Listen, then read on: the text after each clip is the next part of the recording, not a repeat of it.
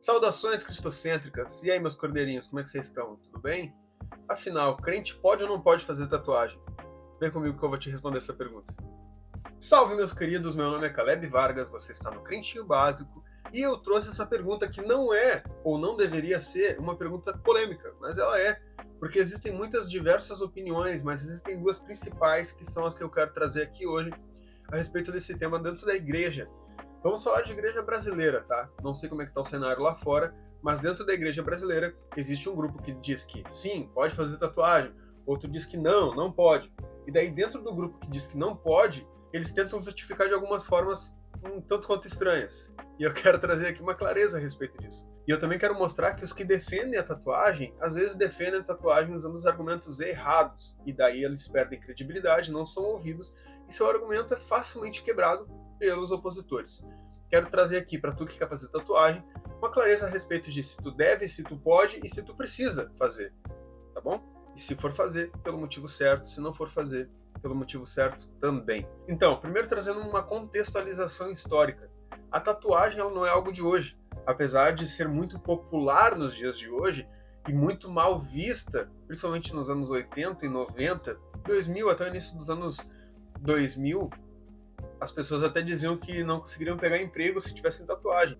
Hoje isso já foi desmistificado, a gente sabe que não é verdade, mas eu quero trazer a clareza de que a tatuagem mais antiga já registrada foi encontrada numa múmia de mais de 5.000 anos. Então não é uma arte recente, então a gente não pode se apoiar na ideia de que o que a Bíblia fala no livro de Levítico não é tatuagem, porque é tatuagem. É a prática de marcação da pele. Dito isso, o que a gente pode trazer do texto bíblico? O texto base que as pessoas mais conservadoras usam para justificar a ausência de tatuagem ou tratar a tatuagem como pecado está no livro de Levítico, no capítulo 19, versículo 28. Abre comigo. Não façam cortes no corpo por causa dos mortos, nem tatuagem em si mesmos. Eu sou o Senhor. Certo, esse é o texto base de todo mundo que diz não pode fazer tatuagem, tá bom? Só que é preciso fazer uma análise do contexto e é preciso fazer uma análise do julgamento. O que eu quero dizer? Apesar de o contexto não ser referente à tatuagem propriamente dita, e sim a um rito de luto, um rito de passagem, um rito de sacrifício pelos mortos, a gente precisa entender que esse texto está contido dentro de um outro arcabouço teológico. Nós precisamos entender que esse é apenas um verso de um capítulo inteiro que fala de leis. E esse é o primeiro ponto que eu quero tratar com vocês. Eu cresci numa igreja pentecostal, uma igreja tradicional, terno, gravata, barba feita, cabelo cortadinho, sem tatuagem, sem brinco, certo? As mulheres não podiam usar maquiagem, não podiam pintar unha, saia abaixo do joelho, não podia decote, concordo que não pode, mas tinham muitas coisas que as mulheres não podiam fazer, muitas coisas que os homens não podiam fazer, e uma das coisas que ninguém poderia fazer era tatuagem, por causa desse texto. Só que, se nós analisarmos o versículo 27, que é o versículo anterior ao texto usado por eles para justificar a falta de tatuagem, diz o seguinte: não cortem o cabelo dos lados da cabeça, nem aparem a ponta da barba.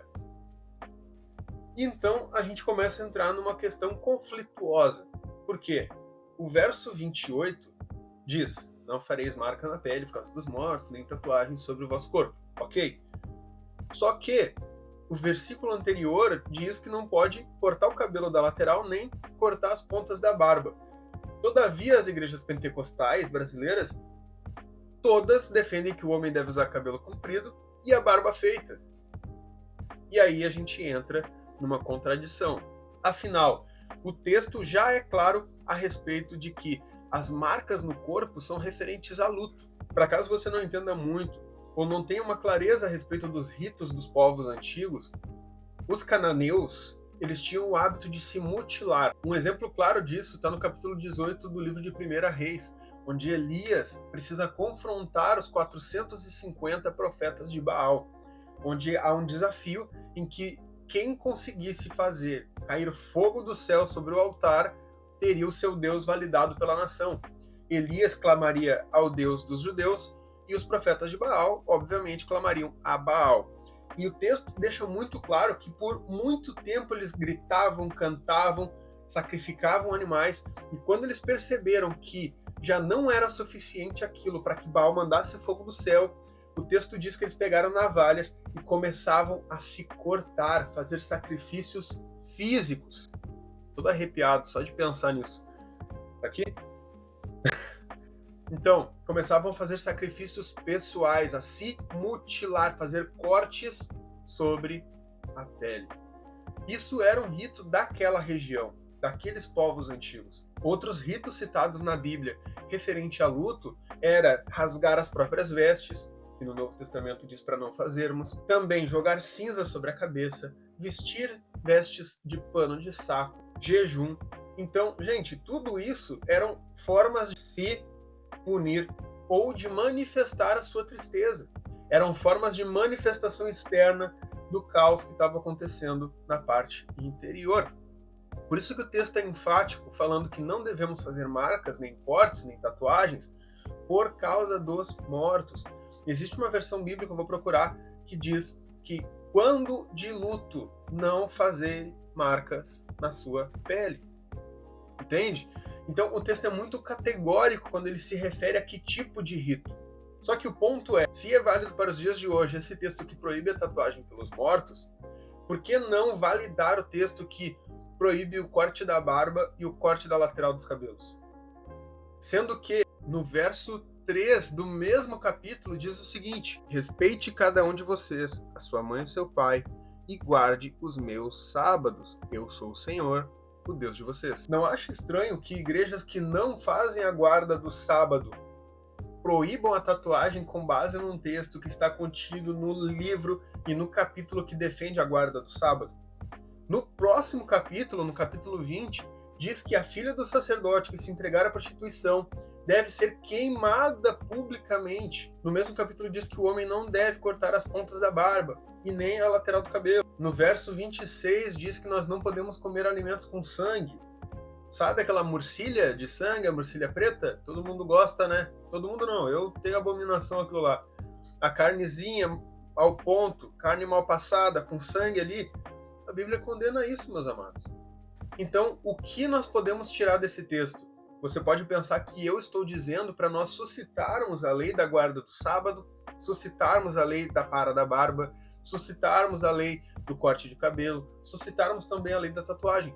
Mas não é isso. O que eu quero dizer é que quando um homem avalia o que deve ou não ser seguido do Antigo Testamento, ele não confia na Bíblia, ele confia em si mesmo, no seu próprio julgamento, porque ele está avaliando o que é válido ou não. E isso não cabe a nós. Afinal de contas, o próprio Paulo diz que quando a gente descumpre um item da lei, nos tornamos descumpridores da lei inteira. Então, para que traremos a lei novamente, a lei mosaica novamente para dentro da igreja, se a lei mosaica já não é válida para a igreja? Também quero trazer o texto que está em Colossenses, uma carta do apóstolo Paulo à igreja da cidade de Colosso. A leitura do texto é um pouco mais extensa aqui, mas é importante, principalmente se nós formos avaliar o contexto atual de onde é pregado essa teologia, essa doutrina de proibição da tatuagem. Geralmente, esses ambientes são ambientes onde a espiritualidade é muito enaltecida, onde tudo é espiritual, onde tudo é profético, onde as pessoas ficam entregando profecias e falando das suas experiências espirituais, das suas visões, onde se tu disser Jesus está neste lugar, as pessoas batem palma, mas se tu disser um anjo entrou nesse lugar, acabei de ver um anjo entrando, a igreja vibra, salta, pula, profetiza, fala em línguas, tá? Geralmente é esse contexto. Eu falo com propriedade porque eu vim de um lugar assim, tá? Então, preste atenção nesse texto. Quando vocês estavam mortos em pecados e na incircuncisão da sua carne, Deus os vivificou em Cristo.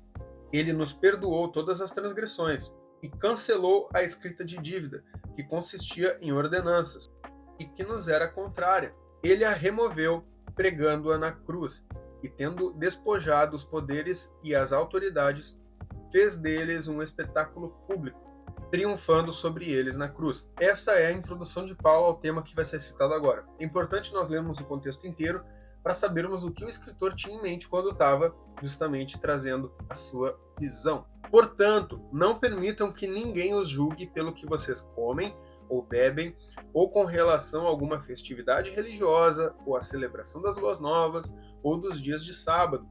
Essas coisas são sombra do que haveria de vir. A realidade, porém, encontra-se em Cristo. Não permitam que ninguém que tenha prazer numa falsa humildade e na adoração de anjos os impeça de alcançar o prêmio. Tal pessoa conta detalhadamente suas visões, e sua mente carnal a torna orgulhosa. Trata-se de alguém que não está unido à cabeça, a partir da qual todo o corpo, sustentado e unido por seus ligamentos e juntas, efetua o crescimento dado por Deus. Já que vocês morreram com Cristo para os princípios elementares deste mundo, por que, como se ainda pertencessem a ele, vocês se submetem a regras? Não manuseie, não prove, não toque. Todas essas coisas estão destinadas a perecer pelo uso, pois se baseiam em mandamentos e ensinos humanos. Essas regras têm, de fato, aparência de sabedoria, com sua pretensa religiosidade, falsa humildade e severidade com o corpo, mas não tem valor algum para refrear os impulsos da carne. Não sei se tu conseguiu entender o que Paulo estava falando aqui, mas se trata justamente dessa severidade que se tem com alguns pontos da lei, sendo que estão negligenciando pontos que realmente são pecados, que é a soberba, a falsa humildade, a adoração de anjos, o julgamento desleal com seus irmãos, a imposição de regras humanas que não estão na Bíblia, tornando pecado o que não é pecado. Lembra que no livro de Atos, quando Pedro é chamado para pregar ao centurião romano, Cornélio, ele estava com fome, ele estava orando na laje da casa, e Deus deu a ele uma visão de um lençol que descia do céu, e sobre esse lençol existia todo tipo de animal, seja ave, réptil, animais puros e impuros. E a voz de Deus disse: mata e come. E daí Pedro fala: não, Senhor, jamais, eu nunca me contaminei com alimento impuro, não posso. E daí Deus diz: mata e come. Ele falou: Senhor, nunca entrou na minha boca alimento impuro. Daí Deus fala assim: ó, não torne impuro o que eu purifiquei.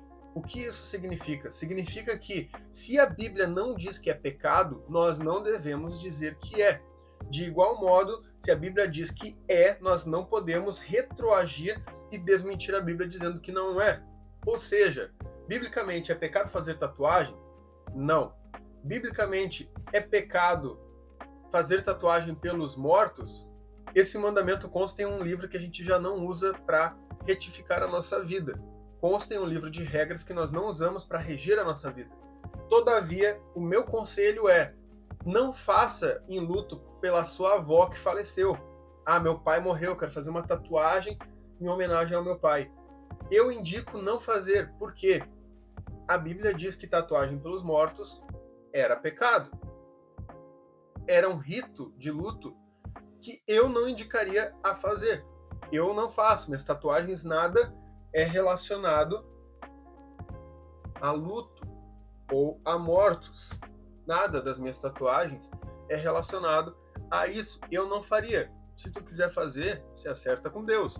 Só que, mesmo que seja realmente um texto que proíbe a tatuagem, nós só poderemos cobrar uma obediência a esse texto se nós respeitarmos todo o texto anterior e subsequente, o que nós não fazemos porque nós cairíamos no legalismo e nós voltaríamos a viver no tempo da lei, que a própria Bíblia diz que a lei não justifica e a lei só existe para provar que nós somos impuros e incapazes de obedecer a Deus.